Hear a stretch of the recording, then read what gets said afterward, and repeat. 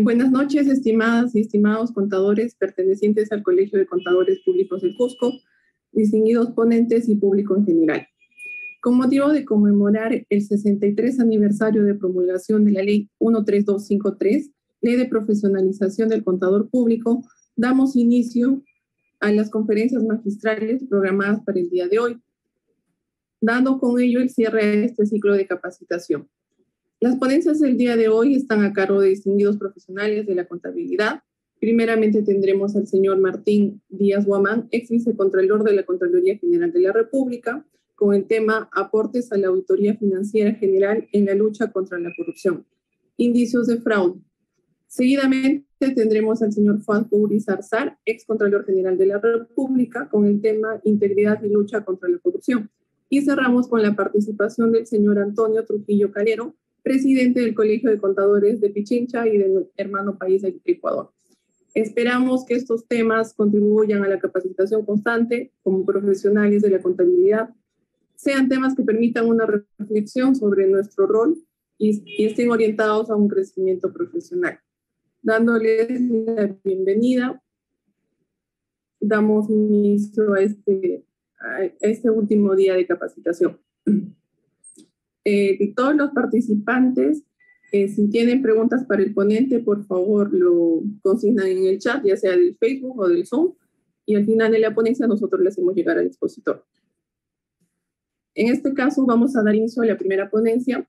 Tenemos el tema Aporte de la Auditoría Financiera Gubernamental en la lucha contra la corrupción, los indicios de fraude, a cargo del magíster CPC Martín Díaz Guamán, ex vicecontralor general de la República, actual jefe de OSI del Ministerio de Economía y Finanzas, contador público colegiado de la Universidad San Martín de Porres, estudios de maestría en auditoría superior en la Universidad Nacional Mayor de San Marcos, expositor y conferencista en temas de auditoría financiera pública y privada, a quien damos la bienvenida y le agradecemos mucho poder haberse dado un tiempo y tener el honor de tenerlo aquí en el Colegio de Contadores Públicos del Cusco. Bienvenido, señor Martín.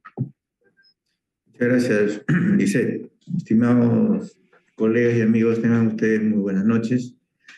Primeramente, agradecer al decano del Colegio de Contadores Públicos del Cusco y a toda su directiva por esta invitación en el aniversario que celebramos este 11 de septiembre, un año más de la profesionalización de nuestra ley de contador público.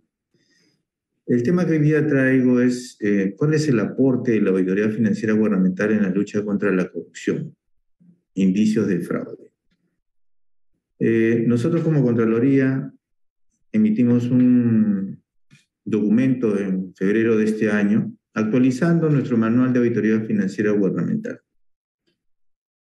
Como ustedes conocen, la auditoría financiera gubernamental tiene ciertas diferencias de una auditoría privada. Aquí analizamos sobre todo el presupuesto del Estado o de las entidades públicas, ¿no? Y la parte financiera, que está hoy en día bajo PCGA y está en un proceso de implementación de las NIC-SP. El auditor lo que hace es examinar toda esta información presupuestaria y financiera para emitir una opinión si es que se encuentra de acuerdo a un marco de referencia de la información presupuestaria y la aplicación de los principios contables generalmente aceptados en este momento, y a futuro, poco a poco, en un par de años o 3 ya, a dictaminar sobre normas internacionales de contabilidad del sector público. La auditoría gubernamental la hacemos también en base a normas internacionales de auditoría. Y utilizamos ciertos principios fundamentales que nos da el INTOSAI, que es una organización de las entidades fiscalizadoras superiores, ¿no? Este es un organismo sin fines de lucro, ¿no? Que desde el año 53 más o menos agrupa más o menos 192 entidades, países más que todos, asociados, ¿no? No debemos perder en cuenta que la auditoría financiera gubernamental no, al igual que la de la financiera privada, su objetivo no es detectar fraude. Sin embargo, de la información que le voy a exponer, vamos a ver qué es lo que se presenta en estas auditorías financieras. Hoy en día en el país se emplean o se utilizan más o menos 60 millones de soles para poder hacer las auditorías financieras, que son el insumo de la cuenta general de la República. Pero el valor agregado que tenemos, ¿cuál es? ¿Qué es lo que estamos dando nosotros como información financiera en la lucha contra la corrupción? Hemos tenido muchas controversias con ciertos informes de auditoría de entidades públicas que salen limpios, tanto en su marco presupuestal como financiero, y luego de la auditoría vemos que estas entidades han sido denunciadas, los funcionarios, servidores públicos, por una serie de irregularidades, tanto administrativos, con responsabilidad penal y civil en algunos casos. Entonces, toda entidad debe tener una especie de control antifraude. Definitivamente eso está normado y forma parte inclusive de los controles internos que se establecen en cada una de las instituciones. Y es por eso que la alta autoridad y los funcionarios y servidores públicos deben existir en ellas políticas y procedimientos para la adecuada rendición de cuentas, ¿no? De tal manera que esté debidamente sustentado, firmado, de quiénes son los responsables que ejecutan, que autorizan, que registran, ¿no? Esto lo que va a hacer es mejorar los controles, ser más sensible a la transacción, da alarmas silenciosas si algo no se cumple, ¿no? Y va a haber informes, ¿no?, que sustentan o discrepan o existen excepciones de por qué se ejecuta un presupuesto, por qué se contabiliza en ciertas partidas contables, tanto como activo o gasto, ¿no? Existen planes de contingencia sobre fraudes, ¿no? Normalmente esto se veía en la utilización de los recursos económicos, sobre todo en la parte de tesorería, caja, ¿no? Se seguirá manteniendo, tercerizar los riesgos ante cualquier fraude que pueda haber, no solamente dentro de la entidad, sino ocasionado por terceros, ¿no? La parte de los procedimientos de recursos humanos, cómo identificar y ejercer a las personas que puedan cometer o no fraude. Sobre todo tenemos siempre, lo veíamos nosotros, el estilo de vida de los funcionarios y servidores públicos, ¿no? A veces conversábamos con muchos colegas y decíamos, mira el tesorero, un sueldo bajo, pero que tenía un auto del año, o vestía bien, o no comía menú como cualquier otro funcionario y servidor público. ¿Cómo lo hace? Son cosas que a veces uno tiene que observar en el proceso de la auditoría, ¿no? Y los mecanismos de información anónima, que hoy día existe una serie de plataformas, y tenemos también en la Contraloría la plataforma de denuncias. Lo que yo le voy a mostrar aquí es el resultado, casualmente, de esas auditorías financieras, ¿no?, dentro del periodo del 2015 al 2019, que he recopilado información de 26 gobiernos regionales, más o menos de 38 informes. He utilizado 29 de ellos para ver la casuística que les voy a mostrar y ver qué es lo que damos nosotros como auditores financieros y cómo podemos coadyuvar a la lucha contra la corrupción. ¿Qué aseveraciones generales hemos encontrado sobre las auditorías financieras gubernamentales? Miren, deficiencias de orden contable. Esto está normado, está escrito en los informes que emiten las firmas de auditoría y algunos órganos de control institucional que ejecutan auditorías financieras gubernamentales, pero existe un 49% de deficiencias de orden contable. Mala contabilización, estimaciones inadecuadas, ¿no? Va contra el principio, dice que está con ISP, pero debe estar con PCGA, que esta información también trastoca la presentación en los estados financieros. Otro es cuando hay la abstención de opinión, cuando no se proporcionó información, cuando realmente el auditor no pudo ejecutar procedimiento de auditoría, 18%. Sobre operaciones pendientes, que no se han culminado en el año, que no se ejecutaron los presupuestos adecuados y que estaban pendientes de su cancelación por obvios motivos, la parte técnica no lo terminó, 9%. Deficiencias presupuestales, 8.81%, que estaban utilizando de repente algunos recursos de una partida a otra que tenían deficiencias que de repente incumplían normas de presupuesto, sin embargo, se mostraban en las auditorías como otros puntos de atención. Otros que no están incluidos en esta lista de aseveraciones, 6.51%. Deficiencias de obras, 6.13%, y deficiencias de control interno, 1.53%. Esto es, en resumen, lo que se muestra en estos 29 informes de auditoría que seleccioné sobre cómo es que se redacta, cómo se informan los estados financieros en el dictamen del auditor estas deficiencias, estas aseveraciones. Pero ¿qué encontramos en las deficiencias contables? Miren, acá hay una lista de riesgos inherentes que son propios de la entidad, de la gestión. Sobre todo, miren, exactitud. Estamos hablando de deficiencias de orden contable asociado al riesgo inherente. Mencionan que hay una serie de problemas de exactitud en los estados financieros, 34.38%. ¿No? Los importes no son exactos, los cálculos no son exactos. Otros dictámenes dicen que el problema es de la integridad, exactitud y evaluación, 9.38%. Se agrega en integridad que no está toda la información o no son todos los registros, y aparte de la actitud, el valor no es la evaluación. Integridad, 8.59%, información incompleta, va contra normas o principios de leyes, legalidad, 7.81%. Exactitud y evaluación a la par, ¿no? En 7.03%. Existencia, exactitud y evaluación. Así lo nombra en el dictamen el auditor financiero o la firma de auditoría. De esas aseveraciones con asociado al riesgo inherente tenemos 5.47%.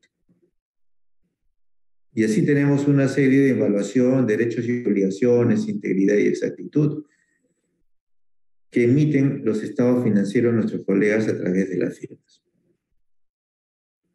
Esta deficiencia de orden contable, ¿no?, al riesgo asociado me da del 100%, riesgo asociado alto en un 55%, medio 10.94% y bajo 34.38%. De ahí los informes, ¿no?, los informes de los estados financieros, el auditor no mide quizás a este riesgo asociado. Y esto, adicionado al importe que se está evaluando de estas de 29 entidades. ¿Qué, Gustavo? ¿Qué cosa quieres? De estos, del total del presupuesto que ejecutaron estas entidades, estoy hablando de 8.450.075, 79% es de riesgo alto, o sea, mal contabilizado por esas aseveraciones de integridad, de exactitud, de evaluación, de derecho a obligaciones. ¿Solamente mostramos los importes en los estados financieros? ¿Solo revelamos nuestras aseveraciones en función a las limitaciones que hemos tenido? Otro punto importante, o otra aseveración significativa que tenemos, si bien es cierto, no era muy alto, pero miren los importes que se manejan.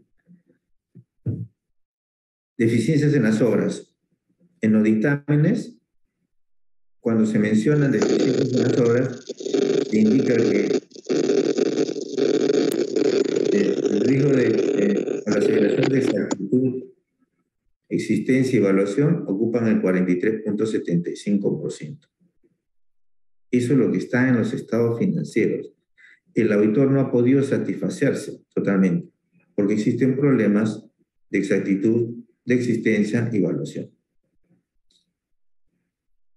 Y nos vemos con una serie de problemas. ¿Por qué? Porque muchas obras están en curso, ¿no? De tal manera que al estar el problema de obras en curso, no se revelan adecuadamente, y verificando en campo con la ayuda de los ingenieros o expertos, muchas de estas obras están paralizadas. No tienen el valor adecuado. Las valorizaciones no concuerdan con el cuaderno de obra. Y tenemos problemas también con los derechos y obligaciones en un 25%. Normalmente esto va unido a las adendas que se firman, las ampliaciones de plazos. Muchos de ellos también tienen que ver con la legalidad. Muchas de estas obras a veces se han ido al tema de arbitrajes.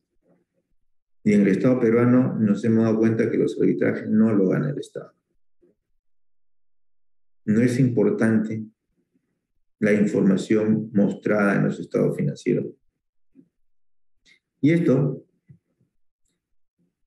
vinculado al riesgo asociado, las deficiencias de las obras me representan el 87.5%. Riesgo medio 6.25 y riesgo bajo 6.25. Prácticamente tenemos un problema de obras. Y el auditor financiero gubernamental se da cuenta, sabe que hay un problema ahí, pero solamente lo deja plasmado en su dictamen. ¿No podemos hacer algo más para ver cómo coadyuvamos en la lucha contra la corrupción? Y aquí el importe en las obras de estos informes seleccionados, estamos hablando de 567.227.000, que representan el 98.20% de riesgo alto. O sea, casi la totalidad de las obras tienen problemas. Y es más, el riesgo fuerte que tenemos, que hay muchas obras que son demasiado antiguas, de obras que están sin terminar, paralizadas, que el ciudadano no puede utilizar. Y otras que han sido concluidas por un tema netamente administrativo de la recepción de obra, se utiliza, pero no lo tengo activado. Pero hay una serie de información que el auditor financiero toma conocimiento y queda en el papel del dictamen, queda en las observaciones que hace en el informe, el reporte de eficiencias significativas, que es el que sustenta el dictamen. Deficiencia de control interno. Hoy en día en la Contraloría se han establecido todos unos parámetros del sistema de control interno, que muchos de los auditores que hacen la auditoría financiera gubernamental no toman esa información, hacen su propia evaluación de control interno, que no está mal, porque es el día a día, el control interno que tiene que tomarse en el momento que llega a hacer la auditoría. Pero hay un problema ahí de exactitud y evaluación, que representan el 50%.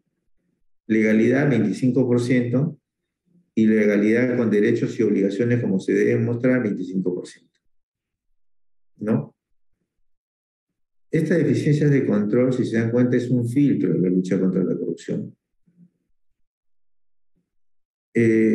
Las políticas antifraudes o la fortaleza de los controles internos realmente es persuasivo.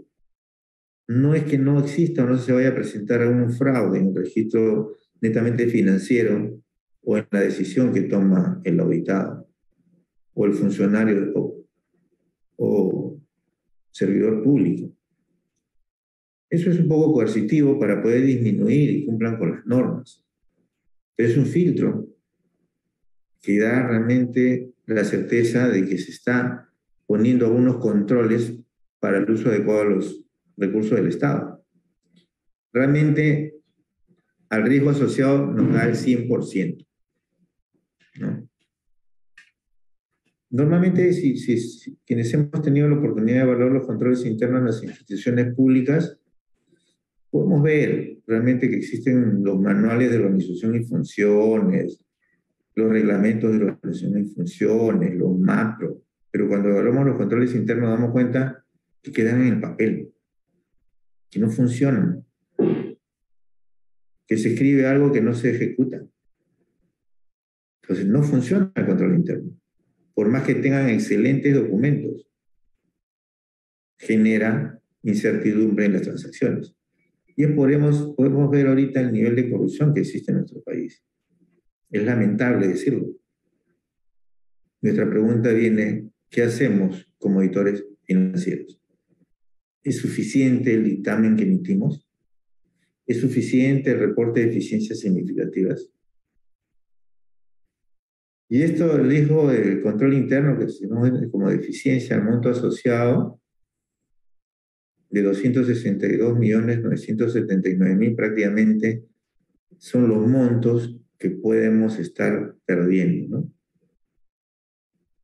No de una entidad, sino de un conjunto de entidades como muestra. ¿Qué pasa con la ejecución presupuestal? Sobre esa actitud, ¿no? En el riesgo de la eficiencia que tenemos como riesgo inherente, tenemos 52% de problemas de exactitud. No es exacta la información que se está dando en los estados presupuestarios. Y lo dicen los auditores. Lo dicen, está escrito. Legalidad va contra toda norma presupuestal. Utilizan partidas de obras en gastos corrientes o para pagar deudas de años anteriores o de procesos judiciales. Van contra la legalidad. Exactitud y evaluación, exactitud y veracidad. Hay una serie de presupuestos que tienen una serie de deficiencias, porque cuando inclusive se contratan para proyectos, contratan para el proyecto por ese funcionario, ese colaborador contratado o ese consultor contratado, no va al proyecto, va a hacer otras actividades. Un problema de legalidad. Las entidades tienen una serie de transferencias y no es exacto lo que se paga. El clásico pago del CAFAE. No hay aumento, sin embargo se pagan las cantidades. ¿Es exacto lo que debe pagarse? ¿Y cómo salen nuestros dictámenes? Y estamos teniendo la evidencia suficiente y competente dentro de nuestro papel de trabajo. Ahora, definitivamente, al presupuesto ejecutado o al riesgo asociado, el término quizás puede dar medio, porque muchos de estos dictámenes han salido calificados y algunos han salido limpios. Pero esto asociado a los recursos, sobre 1.083 millones, el riesgo es alto en este tipo de presentación o deficiencia del monto asociado a los presupuestos. Casi el 60% de una evaluación presupuestal tiene problemas en su presentación, en su exactitud. Y si ustedes asocian este porcentaje, ¿cuál es el porcentaje más alto en el presupuesto? El pago, dos puntos importantes. El pago que se hace a los trabajadores y el otro que se gasta en inversiones. Inversiones que no se terminan, inversiones que quedan paralizadas, inversiones que no son utilizadas inclusive al terminar un proyecto. Y es por eso que la idea de esta ponencia es ver qué hacemos como auditores financieros, qué hacemos como contadores, qué sucede cuando voy a realizar la auditoría y no proporcionan información. Cuando no se proporciona la información,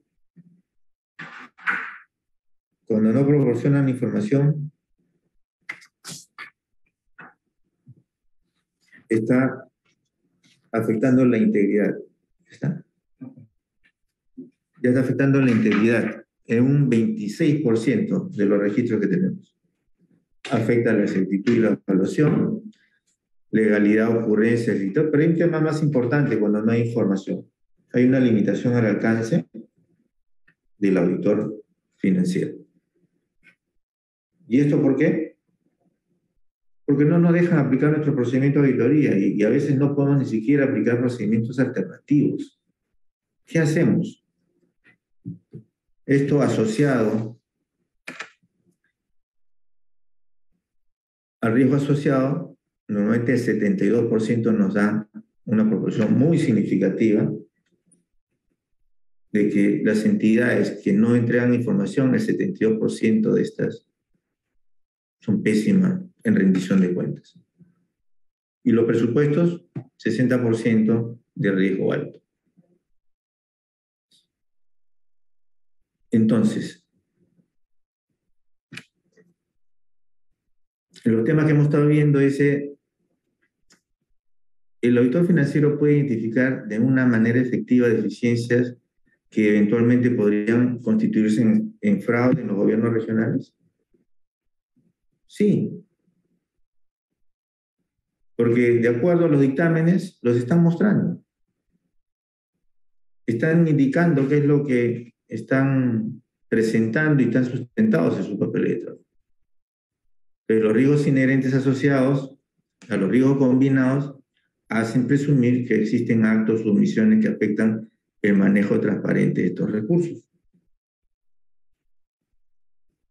Y la pregunta es, ¿qué hacemos los auditores financieros? Entonces, como recomendaciones a los auditores financieros, que es el trabajo que estoy presentando, es que deberíamos hacer las auditorías financieras con algunos meses de anticipación al cierre económico. De tal manera que permitamos que la entidad corrija antes de terminar el año económico y pueda de esa manera revelar alguna deficiencia que puedan ser corregidas oportunamente y evitar que existan presunción de fraude. Pero el equipo financiero, las firmas de auditoría también deberían hacer más de 2 visitas, porque normalmente se pegan a 2 visitas de auditoría. Hoy día la función del auditor gubernamental ha cambiado, tiene que ser como un consultor. Interesa que su cliente mejore. Con 2 visitas será suficiente. Conocerá bien el negocio de la entidad, el giro que tiene. Valorará adecuadamente los controles internos para definir realmente qué áreas tienen debilidades. Entonces, trabajo que tenemos que realizar los auditores. Y entonces, ¿qué sucede cuando yo he visto toda una serie de problemas y solamente lo he puesto en mi reporte de eficiencias y nivel? ¿Realmente somos copartícipes de las cosas que suceden? Lo que tenemos que buscar ante indicios de fraude es comunicar inmediatamente a la Contraloría para que se pueda accionar oportunamente las autoridades de cumplimiento o los servicios de control específicos. Muchos preguntarán, ¿y la auditoría forense?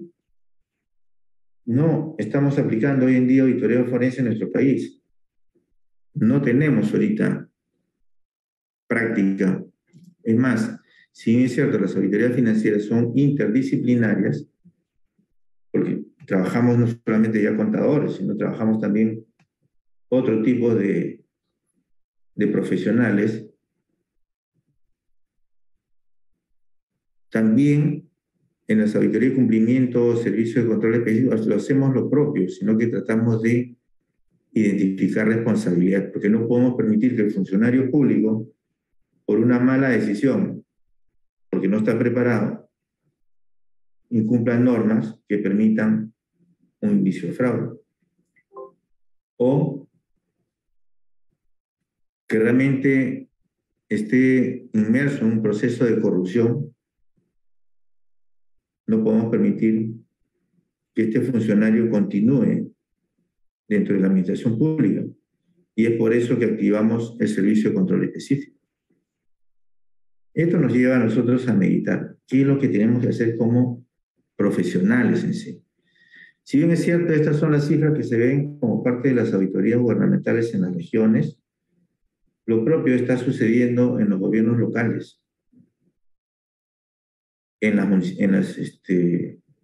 los ministerios, en los proyectos. Pero no solamente es un trabajo del auditor, también es un trabajo del contador. Sobre todo la parte ética, la parte de independencia que debe mantener el contador público.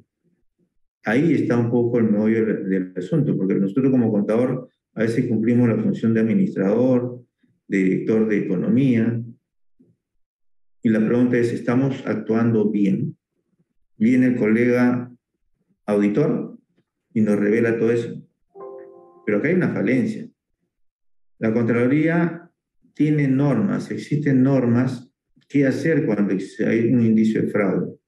Hay unos procedimientos que están dados para que cada uno de nosotros realmente revelemos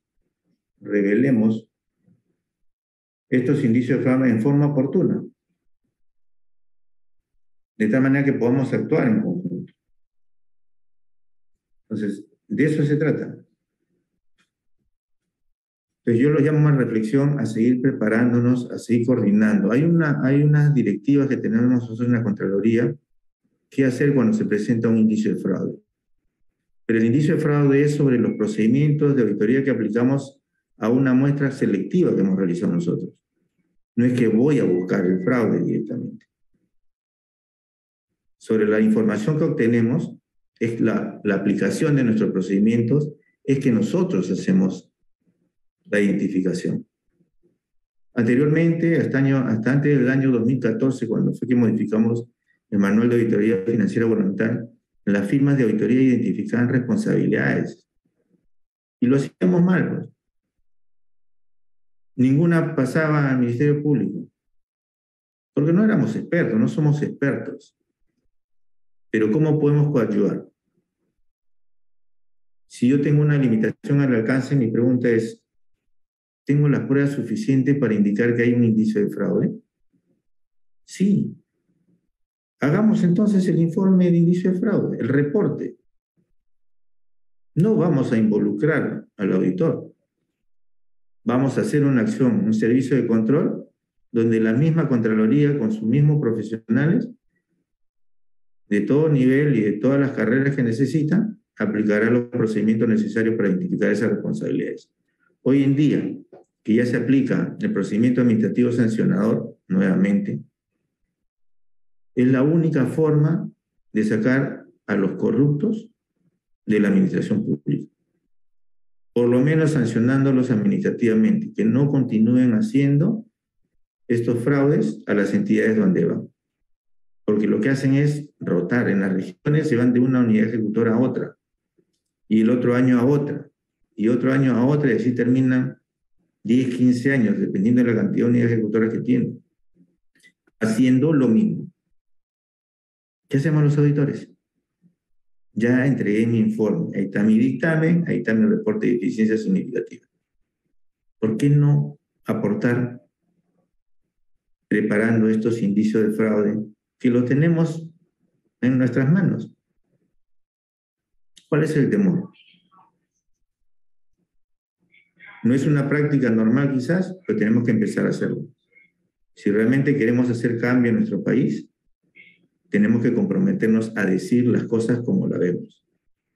Tener el valor no solamente suficiente, como mencionaba antes, de que puedo ser un buen profesional, soy ético, pero a veces más que eso también tenemos que tener valor.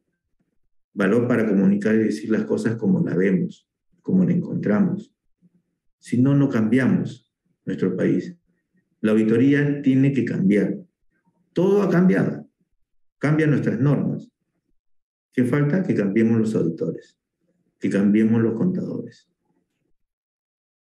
Más ahora que hemos pasado por esta pandemia, la resiliencia debe ser permanente. Estar preparados al cambio. Esto es lo que quería expresarles, colegas, y si tienen una consulta, una pregunta, estoy dispuesto para poder atenderlos. Muchas gracias. Muchas gracias, señor Martín, por su excelente ponencia. Realmente es un tema muy importante, la labor que cumplen los auditores financieros en cuanto a contribuir a la lucha contra la corrupción, ¿no? Vemos muy importante el tema cuanto a la calidad del servicio que prestan. Justo ayer tuvimos una ponencia de la gestión de calidad de acuerdo a las normas internacionales que deberían implementarse acá en nuestro país, y creo que sería de gran ayuda poder cada cierto tiempo, cada periodo, hacer una evaluación a la propia metodología que tienen las sociedades auditoras, las empresas que se dedican a realizar estas auditorías, y de cierta forma garantizaríamos y optimizaríamos los resultados. Aquí tenemos unas cuantas preguntas. El colega Julio Henry Gil Mora, paz decano y presidente de la Junta, nos indica: ¿por qué no se norma convocar auditoría antes del cierre del ejercicio? Había un requerimiento de la Junta hace años para que en entidades pequeñas y alejadas se pueda convocar a auditores independientes en lugar de sociedades que por razones de los costos y las distancias a veces no es factible llegar. Sí, en efecto hemos tenido un problema de convocatoria. A ver, hace mucho tiempo las convocatorias siempre lo ha hecho la Contraloría y el presupuesto era pagado directamente por la entidad. Hubo una serie de controversias, las mismas firmas de auditoría discutían sobre el tema de que no se les pagaba en su fecha, oportunamente. Se hizo el cambio cuando ingresa el Contralor Chap, ve ese problema, hizo un cambio, ¿no? Se hizo un cambio para que la misma Contraloría pagara, hiciera los contratos. Que no se ha generado una serie de contratiempos porque entenderán que los gobiernos regionales, por ejemplo, este año en la cuenta solamente han ingresado creo como 9. El resto no ha transferido recursos para nada. Y a pesar que hay una obligatoriedad en la ley de presupuesto, ellos están siendo informados y es imposible que sean posibles a ser sancionados. Pero nosotros no buscamos la sanción, sino buscamos que sea partícipe, que se ejecute la auditoría. Ese ha sido un problema técnico porque tiene que hacer todo un tema administrativo, la entidad generar una resolución que sustente la transferencia del presupuesto, la Contraloría tiene que tener el presupuesto total que nos va a dar convocatoria. Voy a darles más colegio, más salud, más esto, más lo otro. Entonces, el no tener la totalidad del recurso, no se puede lanzar la convocatoria y había otras. En lo que resta del año se está evaluando las normas porque se va a hacer modificaciones y ajustes de tal manera que se pueda convocar oportunamente. Y en el tema de las entidades pequeñas, seguimos todavía viendo la forma de cómo hacer las auditorías. Hay un tema que nosotros estamos aplicando en la Contraloría, es absorber los órganos de control institucional.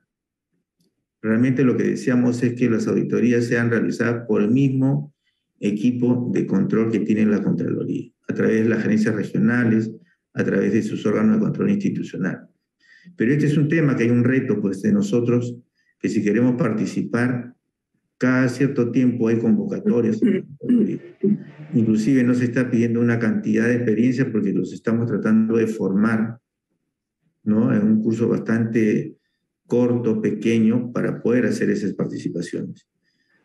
El tema es que casualmente que se ha firmado un convenio con la Junta, de tal manera que... Ya lo firmé. Se ha hecho un convenio con la Junta, porque ¿qué necesitamos? Auditores financieros. ¿Quién acredita a los auditores financieros? La Junta, ya no los colegios como antes. Pero tienen que estar capacitados, tienen que pasar un examen. Y desde el año pasado hemos estado haciendo todo el convenio de la Junta con la Contraloría, y ya existe. Se firmó este año. ¿No? Este año se firmó, de tal manera que lo que tenemos que es ejecutarlo.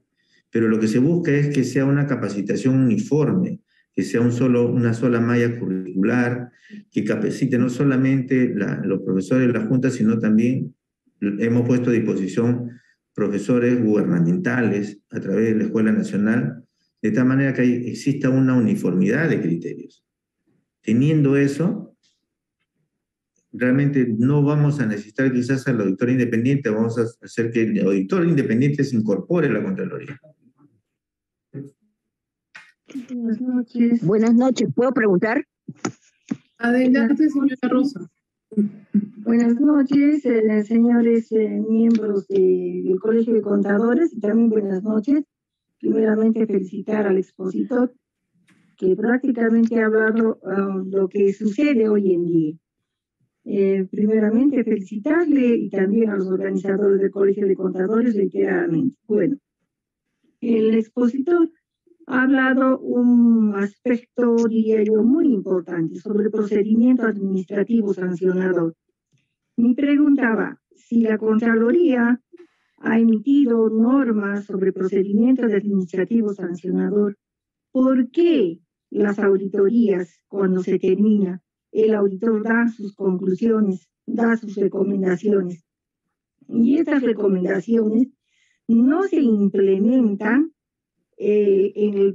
más que todo en las municipalidades. Hablo de la región del sur.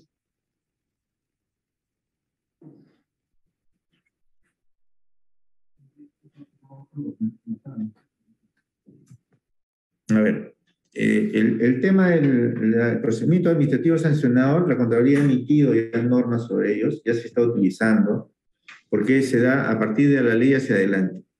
Entonces ya se está inclusive sancionando a algunos malos funcionarios públicos que incumplen normas y que realmente no deberían estar en la administración pública. A ver, las recomendaciones que van en los informes de auditoría, ¿no? Van al sistema de auditoría gubernamental y se le hace un seguimiento a través de la misma Contraloría y también a través de las firmas de auditoría, porque el tema es que aparte del seguimiento que se tiene que realizar, y es un seguimiento que tiene que hacer personal del OSI normalmente, y si no hay OSI, cuando regresa una firma de auditoría, la firma de auditoría también debe hacer el seguimiento. Muchas veces no se realiza y no indican ni mencionan nada. Y el tema es que nosotros como auditores nos estamos poniendo tan igual a veces o a la par que la parte legal. ¿Dónde está escrito? Hay cosas que tenemos que utilizar y nuestras normas internacionales de auditoría nos dicen, utilicemos el juicio profesional. Si yo cuando llego a una entidad le pido el informe del año anterior, hay recomendaciones que tengo que ver, coordino con el OSI si tiene, y si no tiene yo tengo que decir qué acciones ha adoptado la entidad. Y ahí voy a tomar conocimiento si ha hecho caso o no ha hecho caso omiso o no. Hoy en día eso sí sucede. ¿Lo comunican a la Contraloría? No. Es que no dice, no está escrito. No. Tiene que hacerse. O sea, no esperemos que todo esté realmente escrito en los documentos que nosotros emitimos. Entonces, lo que tenemos que ver ahí, lo que tenemos que ver es realmente qué actuar en ese momento. Y hoy día la Contraloría está para apoyar y servirnos para todos. Nosotros hemos hablado mucho de Auditores Sin Frontera. Y cuando ustedes son designados por una firma de auditoría, son parte del Sistema Nacional de Control. Entonces pueden llamarnos, pueden consultarnos, pueden preguntar y nosotros orientarlos de tal manera de cuál es la forma más viable para poder utilizar esa información como un valor agregado que da la firma de auditoría. Si ustedes encuentran un problema administrativo, ustedes no pueden identificar, pero ¿no es un indicio de fraude? Ojo, el indicio de fraude es administrativo, civil y penal. No solamente es civil y penal, no solamente se ve la parte económica. Si ustedes se dan cuenta que hay un indicio de fraude administrativo, lo informa y nosotros aplicaremos de repente un servicio de control específico y va a salir la sanción administrativa inmediatamente, a corto tiempo. En menos de 6 meses ese funcionario está sancionado. ¿Entienden? Entonces, eso es lo que tenemos que coordinar, tenemos que ver. Y es por eso que los órganos de control institucional y en sí, todo lo que pertenecemos al Sistema Nacional de Control, estamos para coadyuvar ante esas dudas y consultas que tengan ustedes a bien hacerlas. Pero, disculpe, señor. Buenas noches. Antes que se retire, ¿puedo preguntar? A ver, voy a terminar un segundito, colega. Quien habla está haciendo una investigación referente a lo que es auditoría financiera. Cuando llega una persona al control institucional, no me facilitan, pese a que he presentado un documento vía la web de la Contraloría. En verdad hay algunos órganos de control institucional que nos dan, diría yo, lo que pedimos. Entonces sabemos, con un documento para pedir para una investigación, sé que son asuntos delicados, de información delicada, pero no se hace el alcance. Y si se hace el alcance, por ejemplo, yo he tomado de Puno 4 entidades del sector público, me refiero a las municipalidades, y he agarrado del 2017-2018. Entonces, ¿qué ha pasado? La pandemia y todo lo demás. Imagínense, de la muestra que he tomado de las 4 municipalidades, hay del 2017. Del 2018 hay 2 municipalidades. Bueno, del 2019, 2020, 2021, o sea, no hay, no existe. O, por ejemplo, es otro problema para de repente aumentar a la investigación que estoy haciendo, pero la verdad de todo, estoy bien desilusionada. No nos dan la información, parece que tenemos una determinada norma, nada más. Gracias. Colega, los trabajos de investigación, nosotros tenemos que, quienes hacemos investigación también en la Contraloría, buscamos la mayor cantidad de información en toda la fuente. Si usted se da cuenta, nosotros como Contraloría, prácticamente del año 2017, los informes están publicados en la página web de la Contraloría, de todo lo que ejecutamos. Si no está ahí, es que no se ha hecho. Del 2017 para adelante. Todo está publicado, todos los informes. O sea, ni siquiera necesita pedirlos. Entra en la web, lo encuentra, ese ahí. Si no está ahí, es que no se ha hecho el servicio de control. Y normalmente el pedido de información para trabajo de investigación se hace a través de la Escuela Nacional de Control. Yo como OSI no puedo dárselo. Hay un área de investigación en la Escuela Nacional de Control que tiene que ver con las maestrías, con las investigaciones que se tienen que hacer, y todo se regula a través de ella. Entonces, yo como OSI yo no puedo entregar mis papeles de trabajo, por ejemplo, a nadie. Ni al fiscal ni al juez. Tienen que pedírselo a la Contraloría y se va directamente al Contralor, se autoriza de acuerdo a la norma un informe legal y emiten los documentos. Pero toda la publicación de los informes está en la página web para uso de todos los ciudadanos que nosotros necesitamos la información. Por eso que somos posibles de ser criticados si los informes que emitimos son buenos o no son buenos, si tienen errores o no. Por eso que los publicamos. Gracias. Gracias.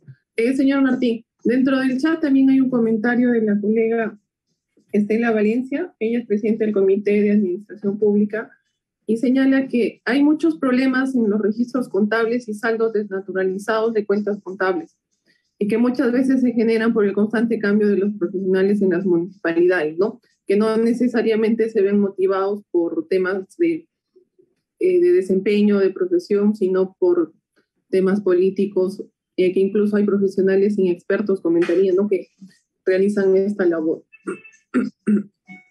A ver, cada cambio de gestión políticamente afecta a quienes están dentro en forma permanente. Acá el exceso de rotación de funcionarios o servidores públicos genera una debilidad de control interno, definitivamente. Si yo llego a hacer una auditoría financiera y veo ese tipo de rotación que veo, por ejemplo, en un año ha habido como 9 contadores, 9 administradores. Eso ya me está diciendo que hay una debilidad de control interno que me dice hay riesgo alto. ¿Evalúo control interno? Ya no. Me voy de frente a prueba sustantiva de detalle para determinar realmente qué está sucediendo, si esos controles clave funcionan o no. Como le decía, pueden estar los manuales, pero ni siquiera lo han leído. De repente puedo encontrar que el tesorero paga sin la conformidad de servicio. Y esa debilidad de control interno me está generando un riesgo. Pero al pagar sin la conformidad de servicio, la pregunta es, ¿dieron el servicio? ¿Llegó el bien? Si es no, ya estoy generando indicios de fraude, ya estoy encontrando indicios de fraude. Entonces, yo lo que les puedo indicar es que nuestras normas están hechas no solamente para tomarlas en consideración en su total a rajatabla, sino tiene que ver mucho el juicio profesional. Es muy cambiante. Yo puedo hacer un memorando de planificación, determinar una muestra, pero cuando ejecuto me doy cuenta que tengo que cambiarlo. y la tengo que cambiar en ese momento porque si no, no voy a encontrar satisfacerme de la razonabilidad de esos saldos. Si yo lo aplico tal como está, sabiendo que no es bueno, aumenta el riesgo de detección del auditor. ¿Qué quiere decir? Que puedo equivocarme en emitir una opinión. Y es por eso que la auditoría se hace en conjunto, en equipo, no en grupo. Y en equipo quiere decir que todos debemos participar en las labores y acciones que estamos realizando. De tal manera que estas opiniones fortalezcan a los resultados que van a salir en el informe. Gracias, señor Martín. Hay una pregunta del colega Jorge Milton. Dice, ¿existe alguna directiva o norma que detalle los formatos de los papeles de trabajo que presentan las SOAS en las auditorías financieras? En el sector público, ¿no? No, a ver, antes teníamos en la NAU y MAU, donde se explicaba la forma de cómo teníamos que codificar los estados, los papeles de trabajo de los estados financieros y los estados, en esa época, exámenes especiales. Se derogó, se comenzaron a sacar normas individuales, pero no hemos normado sobre papeles de trabajo porque cada firma tiene, de acuerdo a la NIC 1, una forma de organizarse, de establecer internamente sus procedimientos de cómo hacer y ejecutar la auditoría. De tal manera que cada firma debe tener realmente instruido dentro de sus auditores la política de referenciar los papeles de trabajo, inclusive la información de referenciación cruzada y todo. Pero sí hemos visto en las supervisiones, sobre todo en las auditorías pequeñas y medianas, que a veces adolecen de eso, ¿no? ¿Por qué? Porque no estamos preparados, pues.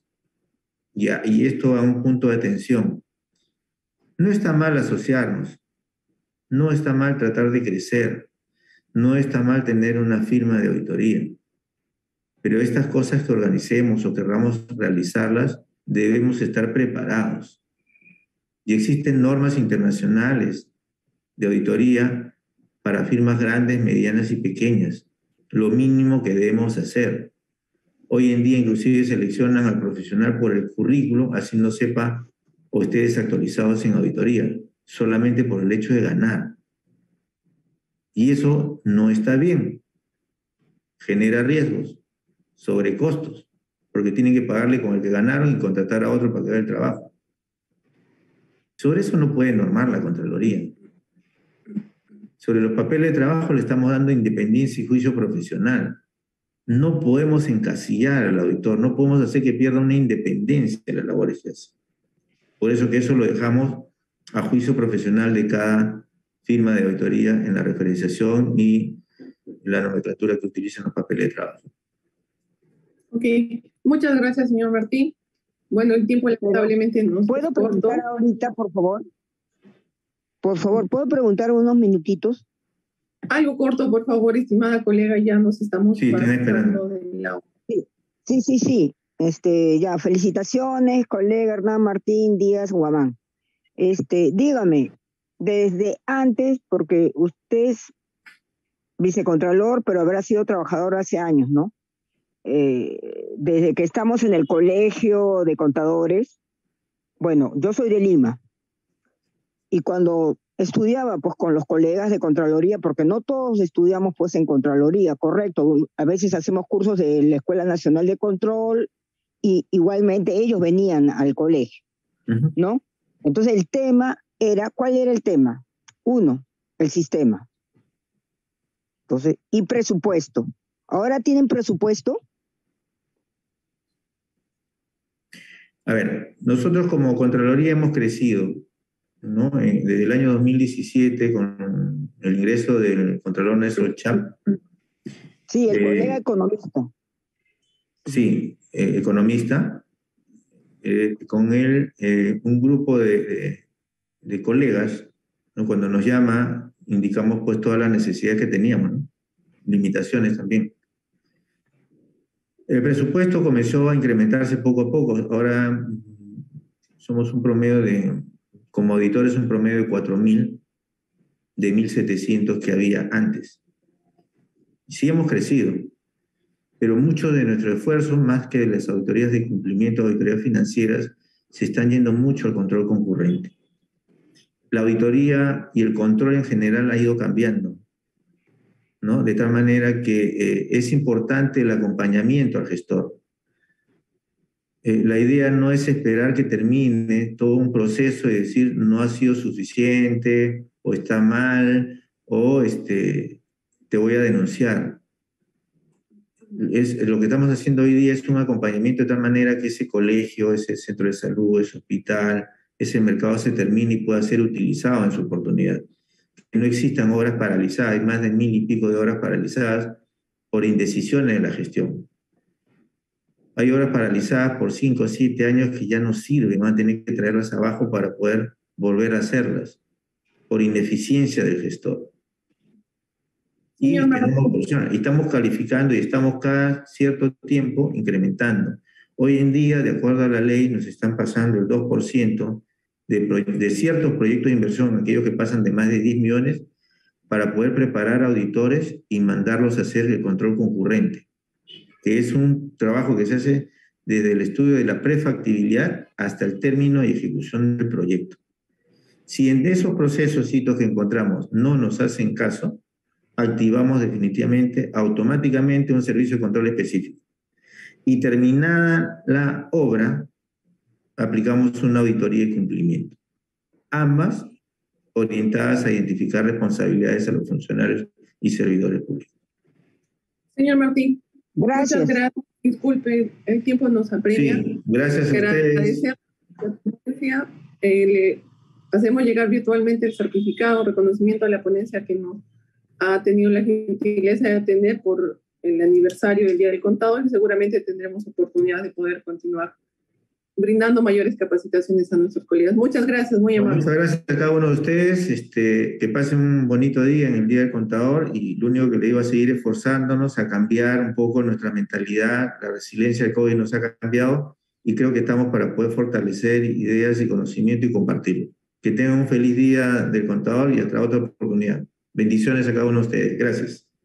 Muchas gracias.